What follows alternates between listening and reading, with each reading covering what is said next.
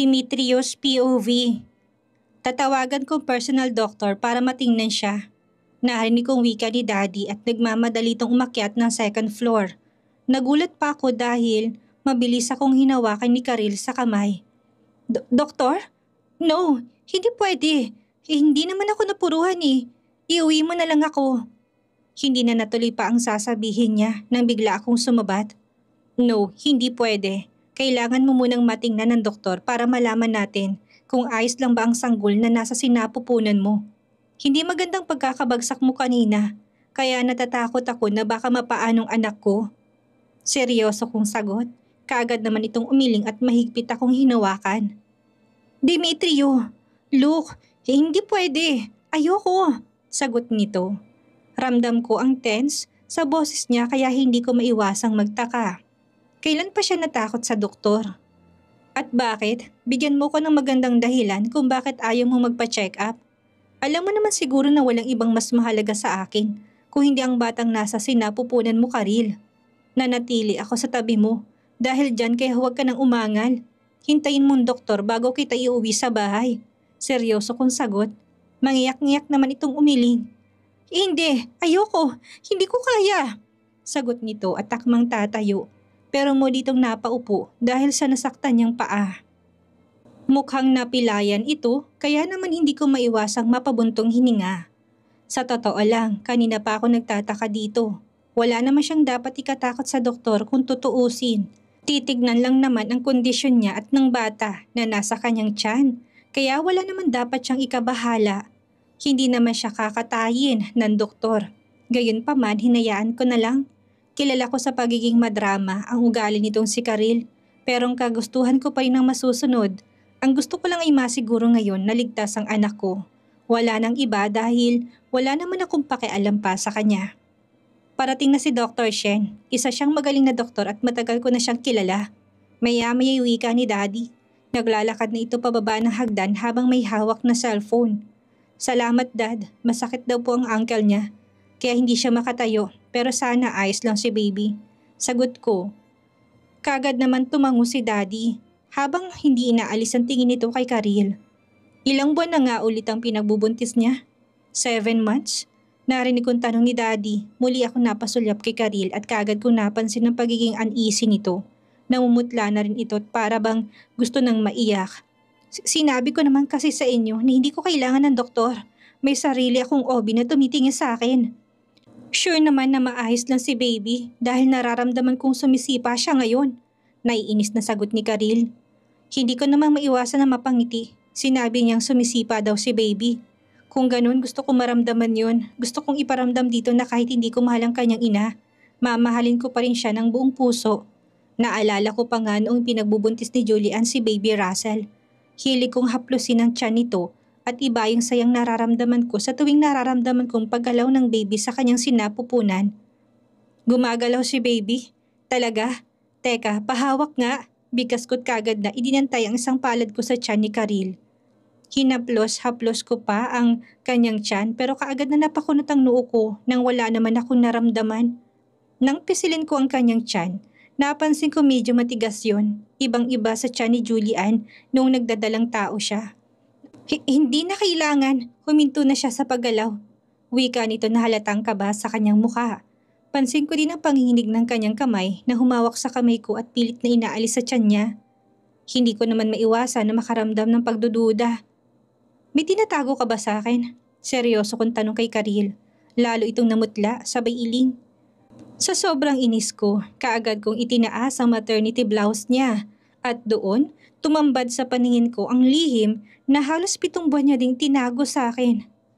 Anong ibig sabihin nito, Karil? Galit kong tanong sa kanya. Kaagad na nangatal sa takot ang kanyang labi, kasabay ng pag-iyak. Demetrio, let me explain, please. I love you. I love you very much kaya nagawa ko to sa'yo. Umiiyak na sagot nito. Halos hindi kayang tanggapin ng sistema ko ang natuklasan ko ngayon lang. Hindi ko pa rin inaalis ang pagkakatitig ko sa tiyan niya at umaasa ako na sana panaginip lang ang lahat. Hindi ka buntis? Niloloko mo lang ako? Galit kong sigaw sa kanya kasabay ng pagtulak dito. Kaagad itong nawala ng balanse kasabay ng pagkatihaya nito sa sahig habang umiiyak. Nilapitan ko ito at pahaklit na tinanggal ang parang belt na nakalagay sa kanyang tiyan para paniwalaing ang lahat na buntis siya. Parang gusto kong magwala sa galit nang kaagad na tumambad sa aking paningin ang impis niyang tiyan. Niloko mo ko? Pinaniwala mo ko sa isang kasinungalingan? Galit kong sigaw sa kanya. Simula nung iniwan ako ni Julian, never na ako nakipagtali kay Karil. Katunayan nga, nakipaghiwalay na ako sa kanya pero idineklara niyang buntis siya at hindi ako ganun kasama para talikuran siya. Pagkatapos ito lang palang malalaman ko. Hindi naman pala talaga siya buntis at niloloko niya lang ako. Sobrang sakit, lalo't marami na akong nagiging plano sa anak namin. Demetrio, sorry. Mahal kita. Ayaw ko mawala ka sa akin. Patuloy ang pag-iyak na sagot naman ito. Kagad ko itong nilapitan at mahigpit na hinawakan sa leeg. Papatay kita! Ilang buwan mo kong niloko at pinaniwala sa mga kasinungalingan mo? Galit kong sigaw habang sinasakal ito. Pilit naman na inaalis ni Karil ang mga kamay ko dahil nahihirapan na siyang huminga pero bigo siya. Wala siyang panama sa lakas ko sa sobrang galit ko ngayon. Mas gugustuhin ko pang paglamayan siya para mapagbayaran niya lahat ng mga kasalanang nagawa niya sa akin. Demetrio, iho, tama na yan. Baka mapatay mo siya. Nabitawan ko lang ang pagkakasakal sa leeg ni Karil nang hilahin ako ni Daddy kasama ng isang lalaki palayo kay Karil. Para naman akong nahimasmasan at wala sa sariling napatingin kay Karil na noon ay habol pa rin ang kanyang paghinga dahil sa matagal kong pagkakasakal sa kanya kanina. Umalis ka na at wag ka na magpapakita sa akin kahit kailan. Galit kong sigaw kay Karil habang nakaupo na ako dito sa sofa. Tapos na din gamutin ng doktor ang injured niyang paa pero kahit hirap pa rin itong tumayo, wala na akong pakialam pa. Para sa akin, walang kapatawaran ang ginawa niyang pagpapaikot sa akin sa halos 7 buwan naming pagsasama. Ngayon ko lang na-realize kung gaano ako katanga. Kaya pala mas gusto nitong si Karil na sa guest room matutulog kapag inuuwian ko siya dahil may tinatago pala to sa akin. Isang fake na womb ang koleksyon niya at nilalagay niya lang sa tiyan niya para paikutin ako. Well, wala din naman talaga akong balak na makipagtalik sa kanya. Simula noong akala ko'y namatay na si Julian. Katakot-takot na sundot ng konsensya ang naranasan ko noon at kahit pakikipag-sex sa ibang babae hindi ko nagawa. Nabawasan lang ang naramdaman kong sundot ng konsensya noong malaman ko na buhay naman talaga si Julian at nag-umpisa ako muling mangarap na makasama siya. Demetrio, hindi na ba magbabagong isip mo? Bumalik ako ng bansa dahil sa'yo. Nangako ka sa akin na alagaan mo ko habang buhay. Umiyak na muling wika ni Karil. Kaagad naman akong napailing. Yan ang pangako ko sa'yo noon bago mo ko niloko. Dahil sa'yo nagkasira kami ni Julian. Kaya hindi kita mapapatawad. Umalis ka na sa harap ko at lisanin mo na din ang bahay kung saan ka nakatira ngayon. Sagot ko. Kita ko naman ang pagtutol sa mga mata niya sabay iling. No, kung paalisin mo ako doon, saan ako titira? Demetrio, alam mo naman na wala ako ni isang pamilya dito sa Pinas. Huwag mo naman sana itong gawin sa akin.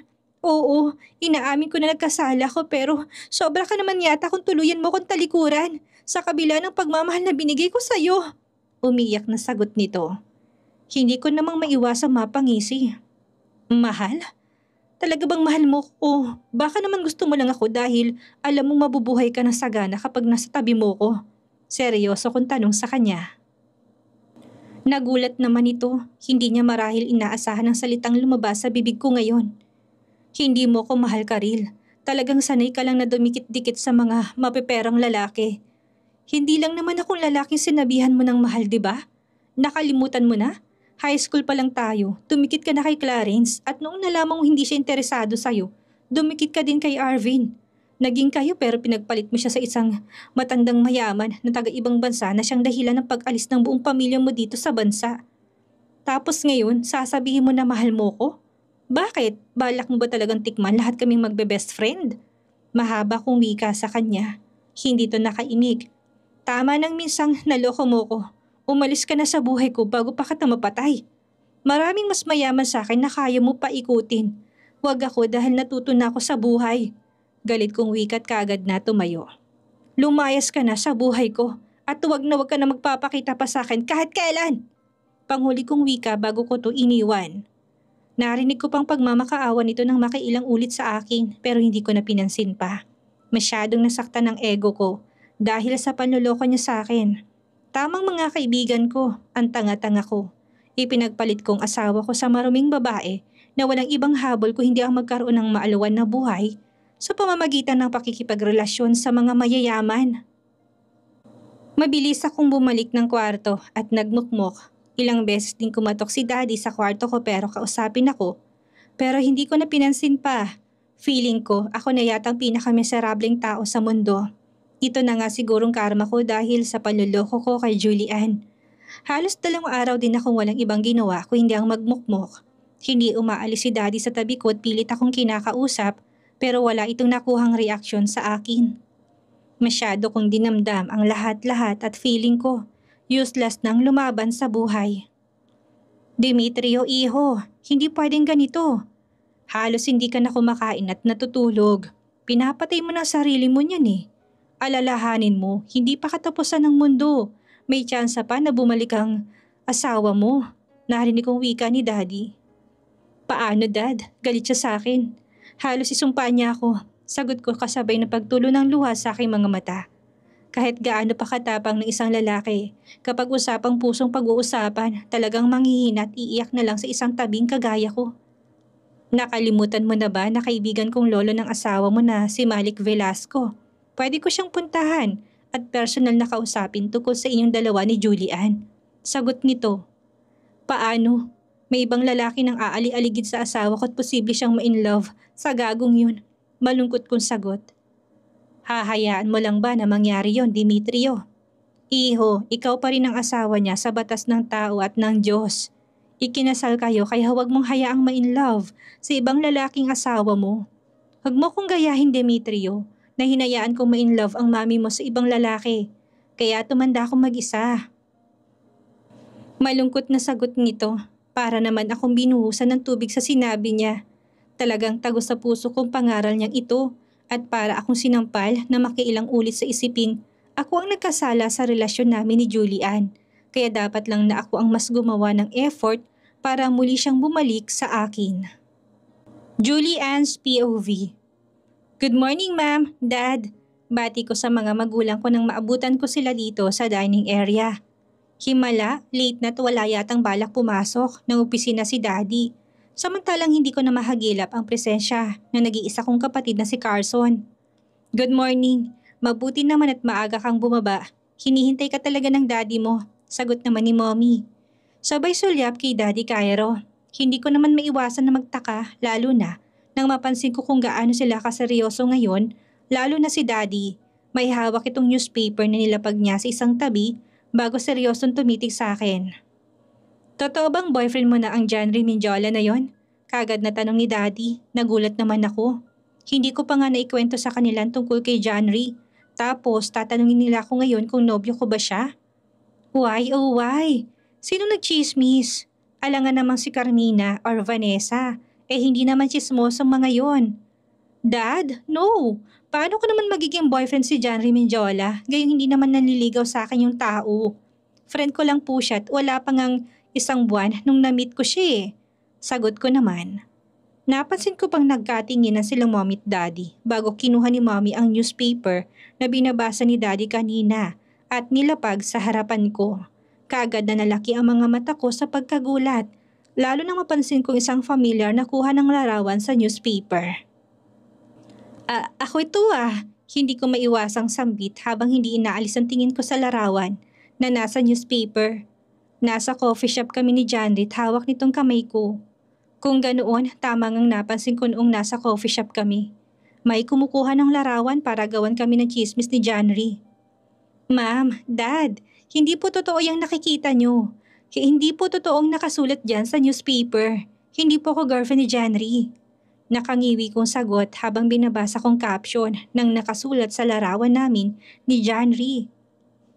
May nakalagay na non-showbiz girlfriend daw ako ni Janry at kuha daw ang larawan sa isang lugar kung saan makikita kung gaano kami kasweet sa isa't isa. Sa bagay, kahit sinong makakita sa picture na to, iisipin talaga na may relasyon kami dahil sa mga ngiting nakaguhit sa labi namin ni Janry habang nakatitig sa isa't isa.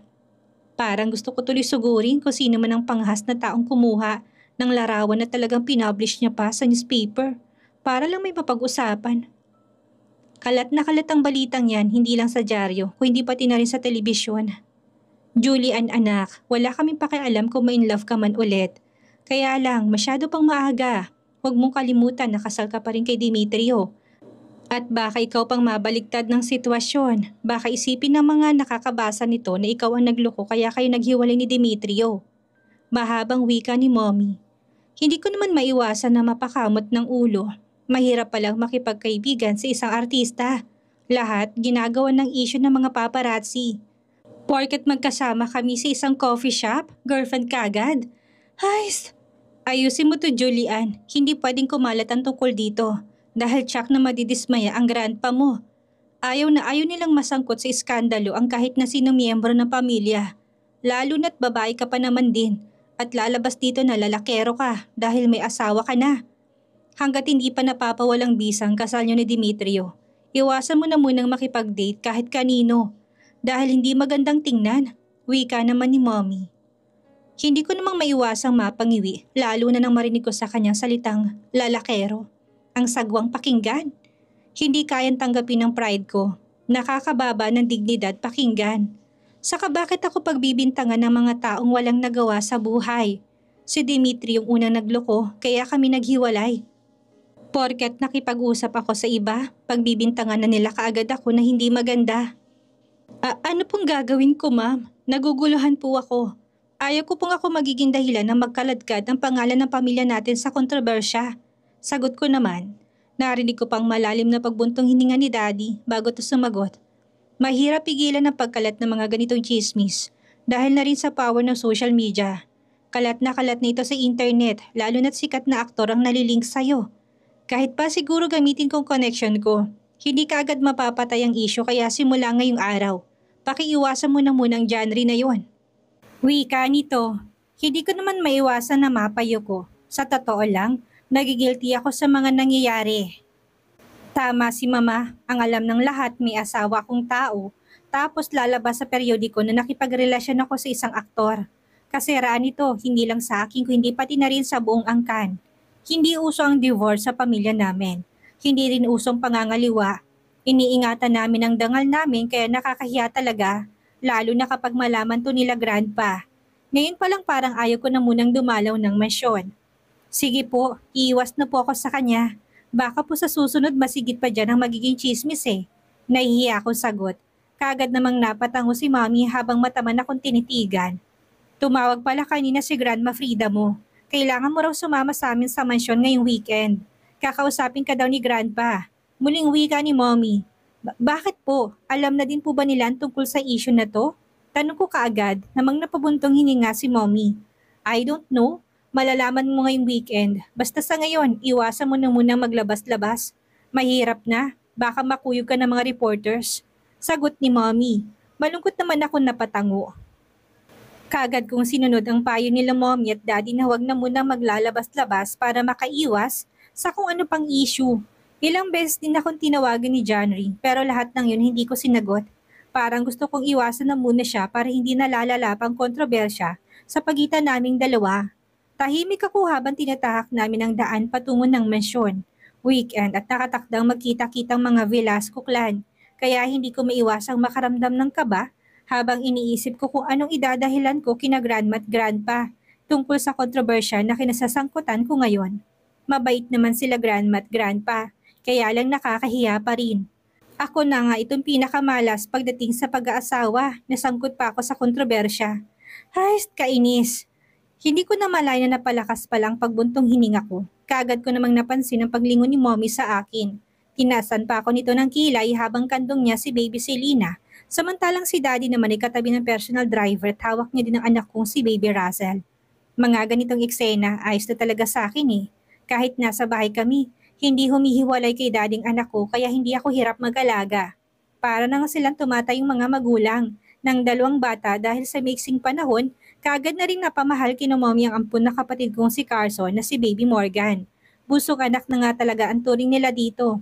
Siguro dahil medyo matagal na rin ang panahon na walang baby sa bahay namin kaya ganito sila kaalaga sa bagong miyembro ng aming pamilya. Anong problema? Tanong ni Mommy sa akin. Muli ako napabuntong hininga. Palagay mo, Mi, pagagalitan kaya ako nila Grandpa. Natatakot po ako eh, sagot ko naman. Narinig ko pang mahinang pagtawa ni Mommy bago to sumagot. Bakit ka natatakot? Wala ka namang ginawang masama, hindi ba? Hindi ka naman nakipag-boyfriend sa genre na yon. Tanong nito, kaagad ako napasimangot sa isiping hindi pa rin pala to naniniwala sa ilang beses kong pagsasabi sa kanila na never naligaw sa akin si Janry at kahit naligawan niya pa ako, wala akong balak na sagutin yon. Mas lalong gugulo ang buhay ko sa taong yon. Si Demetrio nga na hindi masyadong exposed sa mga babae, nagawa kong lokohin eh. Kay Janry pa kaya na artista at napapaligiran ng magaganda at mga sexing mga babae. Isa pa, hindi ko type si Janry.